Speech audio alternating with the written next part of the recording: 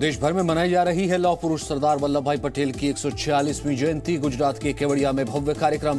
गृहमंत्री अमित शाह कार्यक्रम में मुख्य अतिथि के तौर पर शामिल हुए। राष्ट्रीय एकता दिवस पर प्रधानमंत्री मोदी का वीडियो संदेश। कहा, सरदार पटेल सिर्फ इतिहास में नहीं, लोगों के दिलों में। सरदार पटेल जी सिर्फ इतिहास में ही नहीं, बल्कि हम देशवासियों के हृदय में भी हैं। पीएम मोदी ने सरदार वल्लभ भाई पटेल को श्रद्धांजलि देते हुए कहा, आज देश उनकी ही प्रेरणा से बाहरी और आंतरिक चुनौतियों से लड़ने को तैयार हो रहा है। आज उनकी प्रेरणा से भारत बाहरी और आंतरिक हर प्रकार की चुनौतियों से निपटने में पूरी तरह से सक्षम हो रहा है। अमित शाह ने सरदार पटेल को किया नमन। स्टैच्यू ऑफ यूनिटी पर श्रद्धांजलि दी। कहा, आचार्य चाणक्य के बाद सरदार पटेल ने देश को एक किया। एक जमाने में आचार्य चाणक्य ने देश को एकजुट किया था। उसकी सदियों के बाद सरदार पटेल ने देश को एकजुट करने का काम किया और इसी का प्रतिफल है कि आज देश गर्व के साथ विश्व के अंदर अपना स्थान मजबूत कर रहा है।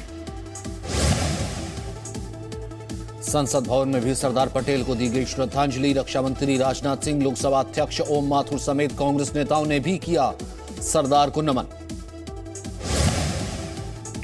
कांग्रेस नेता राहुल गांधी ने भी सरदार पटेल को श्रद्धांजलि दी। कहा, जब लोकतंत्र के सभी स्तंभों को कमजोर किया जा रहा हो, तब सरदार वल्लभ भाई पटेल के योगदान को याद करना होगा।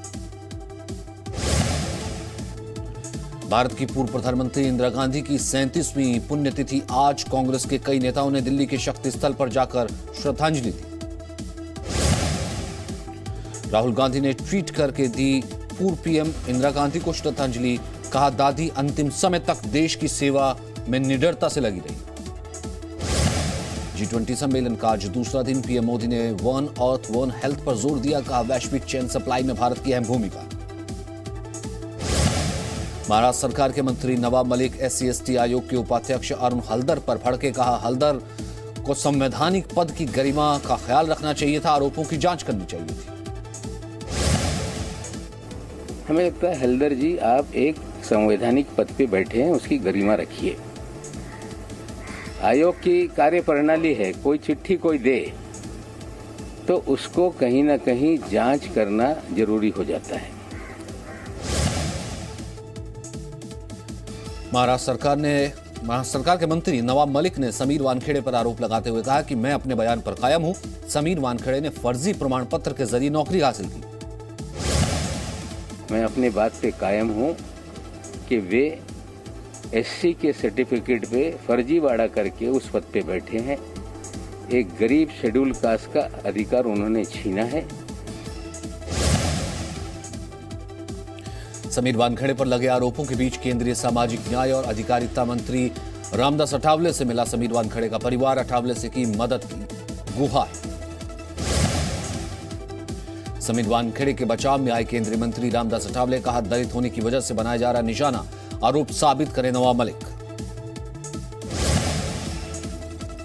मुख्तार अब्बास नकवी ने महबूबा मुफ्ती पर पलटवार करते हुए कहा, वो नेगेटिविटी फैलाती हैं। उत्तर प्रदेश में नीति साफ है, गुनहगार को छोड़ा नहीं जाएगा और बेगुनाह को छुआ नहीं जाएगा। देखिए, मुझे क्या लगता है कि पहले तो उन्होंने नेगेटिविटी फैलाई जम्मू कश्मीर। उत्तर प्रदेश सरकार की नीति ये बहुत साफ है कि जो गुनाहगार है उसे छोड़ा नहीं जाना चाहिए और जो बेगुनाह है उसे छुआ नहीं जाना चाहिए। यूपी के सीएम योगी आदित्यनाथ ने बीजेपी के सामाजिक प्रतिनिधि सम्मेलन को किया संबोधित। संबोधन में कहा, 2014 के पहले और बाद में भारत में बहुत अंतर है। 2014 के पहले देश के अंदर रोज एक नया घोटाला आता था, लेकिन 2014 के बाद इस देश ने यशस्वी नेतृत्व से नरेंद्र मोदी जी के नेतृत्व में कार्य करना प्रारंभ किया और दुनिया के अंदर स्वाभिमान के साथ जीने वाला राष्ट्र के रूप में भारत की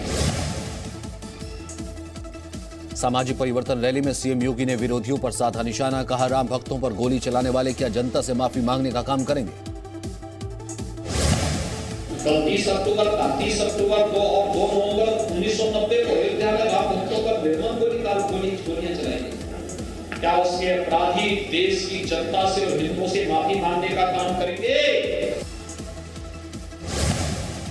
समाजवादी पार्टी के अध्यक्ष अखिलेश यादव आज यूपी के हरदोई में हैं। यहां वो समाजवादी विजय यात्रा निकाल रहे हैं। सरदार पटेल की मूर्ति का अनावरण भी करेंगे। मुंबई के पूर्व पुलिस कमिश्नर परमवीर सिंह पर कांग्रेस नेता संजय निरुपम का बड़ा आरोप, इस वक्त बेल्जियम में होने का दावा किया। मदद करने वालों पर भी सवाल उठाए।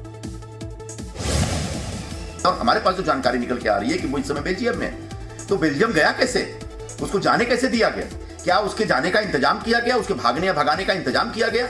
और अगर ऐसा किया गया है तो निश्चित तौर पर जो सेंट्रल एजेंसीज है उनसे भी सवाल उठता है। देश की राजधानी में फिर बढ़े तेल के दाम। पेट्रोल 109 रुपए प्रति लीटर से ज्यादा पर मिल रहा है, डीजल 98 रुपए प्रति लीटर। राकेश टिकैत का गाजीपुर बॉर्डर खाली करने पर सरकार का निशाना, कहा अगर प्रशासन ने यहां से टेंट उखाड़ा तो किसान सरकारी दफ्तरों के बाहर टेंट लगाएंगे।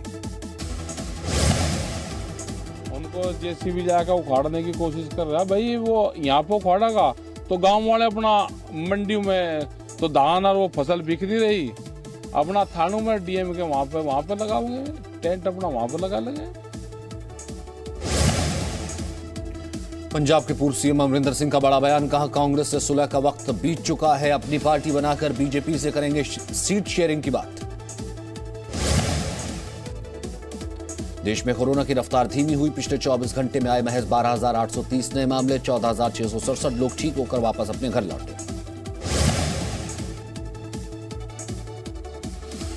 त्योहारों से पहले देश के अलग अलग हिस्सों में भीड़ ने बढ़ाई चिंता। खरीदारी करने पहुंचे लोगों ने कोरोना प्रोटोकॉल का उल्लंघन किया। एक्ट्रेस उर्मिला मातोंडकर भी कोरोना पॉजिटिव हुई, ट्वीट करके जानकारी दी। संपर्क में आने वाले लोगों को भी कोरोना टेस्ट करवाने के निवेदन किया। उत्तर प्रदेश के कानपुर में जीका वायरस के 3 नए केस सामने आए। तीनों संक्रमित एयरफोर्स कर्मी, इसके अलावा 2 संदिग्ध केस भी मिले, जांच के लिए नमूने भेजे गए। जेएनयू एक बार फिर से विवादों में, कश्मीर पर भारत का कब्जा बताया। एबीवीपी के विरोध प्रदर्शन के बाद रद्द किया वेबिनार। मुंबई ड्रग्स केस में आरोपी मुनमुन धनेजा भी जेल से हुई रिहा। उन्हें भी आर्यन खान के साथ ही बेल मिली थी, लेकिन कुछ तकनीकी दिक्कतों की वजह से कल जेल से बाहर नहीं आ पाई थी। दिल्ली विश्वविद्यालय में दाखिले के लिए चौथी कट ऑफ लिस्ट जारी की गई है। कई कॉलेजेस के दाखिले बंद हुए, कट ऑफ में मामूली अंतर। छत्तीसगढ़ सीएम भूपेश बघेल ने उत्तर प्रदेश की सरकार पर साधा निशाना, कहा यूपी के शासन से सभी नाराज, जनता ने शासन को उखाड़ फेंकने का मन बना लिया। दावा करने वाले कुछ भी दावा करें, वो सारे राजनीतिक दल दावा करते हैं, लेकिन इस समय उत्तर प्रदेश की जनमानस ने ये मन बना लिया है कि योगी सरकार को उखाड़ फेंकना है। जम्मू के नौशेरा सेक्टर में कलाल इलाके में संदिग्ध विस्फोट, सेना के एक अफसर और एक जवान शहीद। इलाके में सघन तलाशी अभियान। यमन के अदन हवाई अड्डे हादसे के बाद बड़ा विस्फोट में 6 लोगों की मौत हो गई है, 20 से ज्यादा लोग घायल हो गए हैं। अब तक ये साफ नहीं है कि ये विस्फोट हमला था या हादसा। अफगानिस्तान के पूर्व उपराष्ट्रपति अमरुल्लाह सालेह ने ट्वीट कर तालिबान पर निशाना साधा, कहा तालिबान लड़ाकों ने नेंगरहार में शादी में म्यूजिक बंद करने के लिए 13 लोगों की हत्या की। तालिबान के कार्यवाहक विदेश मंत्री आमिर खान मोताकी ने पाकिस्तान के राजदूत मंसूर अहमद खान से मुलाकात की। व्यापार और वीजा को लेकर चर्चा हुई। कन्नड़ सुपरस्टार पुनीत राजकुमार का आज किया जाएगा अंतिम संस्कार। शनिवार को आखिरी दर्शन के लिए स्टेडियम में समर्थकों की भारी भीड़। T20 वर्ल्ड कप में भारत का दूसरा मुकाबला आज न्यूजीलैंड से। वर्ल्ड कप में बने रहने के लिए आज टीम इंडिया के लिए करो या मरो जैसी स्थिति। T20 वर्ल्ड कप के सुपर 12 मैचेस में दक्षिण अफ्रीका ने श्रीलंका को हराया, 4 विकेट से किया मैच अपने नाम। T20 वर्ल्ड कप के सुपर 12 मैच में इंग्लैंड ने ऑस्ट्रेलिया को हराया। ऑस्ट्रेलिया ने पहले बल्लेबाजी करते हुए 125 रन का लक्ष्य दिया था। इंग्लैंड ने महज 12 ओवर में मैच जीत लिया। T20 वर्ल्ड कप के सुपर 12 का 27वां मैच आज अफगानिस्तान से मैच खेलने उतरेगी नामीबिया। दोपहर 3:30 पर शुरू होगा मुकाबला। पूर्व पाकिस्तानी खिलाड़ी दानिश कनेरिया का ट्वीट, कहा T20 वर्ल्ड कप में बल्लेबाजी को सुधारना होगा।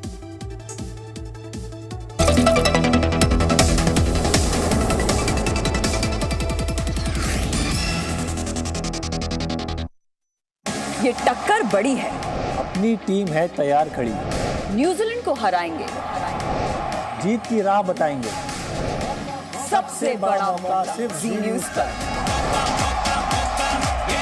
Presenting B News app, available on Google Play and App Store. Download it now.